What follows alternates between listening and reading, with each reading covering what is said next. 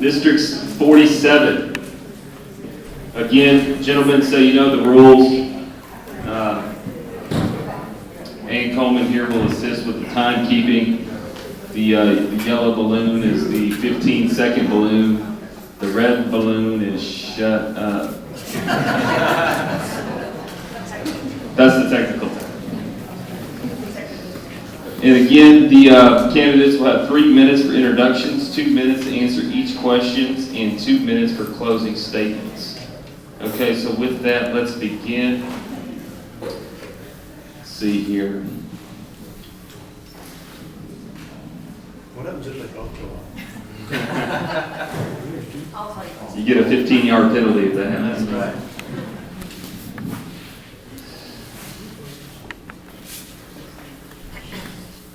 Okay, let's go ahead and start with State Representative Paul Workman. You can go ahead and start with the introduction, sir. All right, thank you. And listen, thanks to OHAN for putting this forum on. It's important that candidates are able to come and express their opinions about the issues that affect all of us. The last couple of years, it's been my great honor to be your state representative. And we've accomplished a lot up at the Capitol. I'm an unashamed and conservative. There was a lot of talk in the previous group about budgets and the draconian cuts that were supposedly made. But we can't forget that in 2010 when we got there, 2011 when we got there, our economy was in pretty bad shape. And we were facing a lot of problems all over the state with people losing their jobs. And so we were forced to do some of that. But some of the things we accomplished was passing that budget without raising taxes, without raising fees. We passed a voter ID law that if we believe that will be upheld and enforced in the state of Texas. There were some other things that I was personally able to accomplish, assisting MUD number 5 and some of the things that they were able to do, needed to do. And there was a victim notification bill that I authored and passed that gave victims more rights when it came to the release of a convict. We also handled over 6,000 constituent contacts through our office in the last 2 years. Some things I'm going to work on the next session include propane. This might not affect you guys down here, but a little further west of here, there are 4,000 homes that are in captive propane systems. And I worked on that last session with Senator Watson, and I continue to work on that this coming session to try to give some relief to those folks. I'll also be focusing on workforce and water, and we'll talk a little bit more about that in a little bit. And I also want to work on property taxes. There was a lot of talk in the previous group about taxes and how all that works and how unfair they are and all of that. But one thing is for certain, you shouldn't have to pay more in taxes just because your appraisal goes up. And we need to figure out a way to cap the amount that you're actually having to pay. And the last thing I want to work on again is 911 funding. I was able to restore a good deal of 911 funding, particularly as it affected the city of Lakeway, who was about to lose their PSAP. And we got an amendment onto a bill which provided for another $12 million in 911 funding. And we need to work on that. And you may or may not know that we pull in about $134 million a year in 911 funds, but as a state we only allocated $85 million. And we took the difference and we stuck it in a bucket and we said we can't use it. So there are things like that that we need to work on for certain, and I look forward to going back and working on them this coming session with your help. Thank you. Thank you. Well, my name is Chris Franzen, and I'm running for District 47. This is the first time I've ever run for office, and the reason I'm running is because I'm worried about the future of Texas. I have 5 children, 2 of which are teachers here in AISD, one in Kuiper and one at Baldwin. I have 8 grandchildren, all of which have been in, are in, or will be in public schools. I'm a graduate of public schools. I'm a West Point graduate. I'm a combat veteran with a Purple Heart and Bronze Star. I'm running because I'm worried about the future of Texas. In the last budgetary session, we cut education, which is the future of Texas, by $5.2 billion.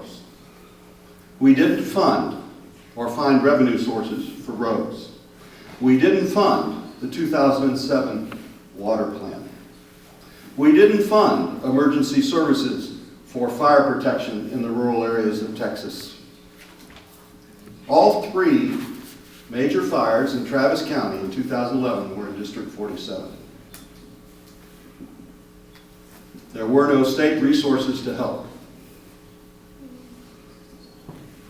This is the future of Texas. If we continue to drive down our investment in our children and in their economy and in their water.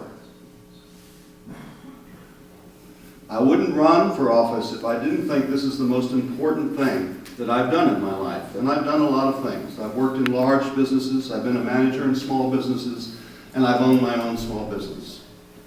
I've worked for Apple Computer, I've worked for defense companies, I've worked for instructional system design companies, one of the first in the country that was designing instruction. The problems that we face in education, in transportation, in water, and in fire protection, all are tracked back to our budget issues. We cut $5.24 billion from education, and you know what? $5.2 billion is sitting at the Capitol now on top of the rainy day fund because our controller didn't estimate properly.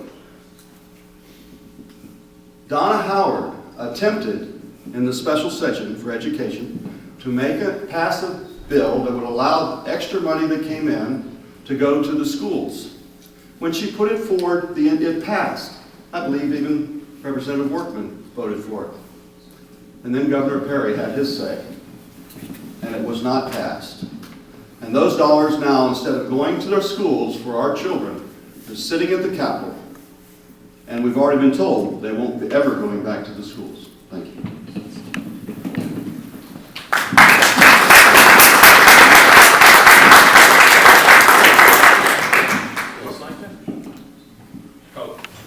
That's it, man. That's Thank all you you very get. much. Sorry. Well, first of all, This isn't the presidential debate. well, I didn't bring my teleprompter. It's down. Thank you.